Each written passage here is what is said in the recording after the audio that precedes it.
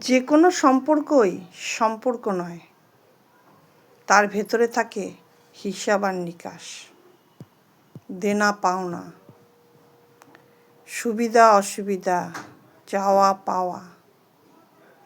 আমরা প্রত্যেকেই একে অপরের সঙ্গে যে জড়িয়ে আছি স্বার্থের জন্য। অতএব স্বার্থ যখন হানি ঘটবে বা স্বার্থ থেকে যখন ঘা আসবে, তখনই বিভিন্ন রূপ ধারণ করে নিজের জন বা পরিবারের লোক বা পরিজন। তাদের রূপগুলো তখন বদলে যায়, তাদের কথাবার্তাগুলো বদলে যায়, বদলে গিয়ে এমনই হয় যে বুকের মধ্যে যেন শেলের মতো বেঁধে ওঠে, ঘা দিতে থাকে। তাই কোনো সম্পর্কই ভালোবাসার সম্পর্ক বলবে না, ওটা মুখের কথা। বাস্তবে প্রতিটা সম্পর্কই লেনদেন আর স্বার্থের সম্পর্ক।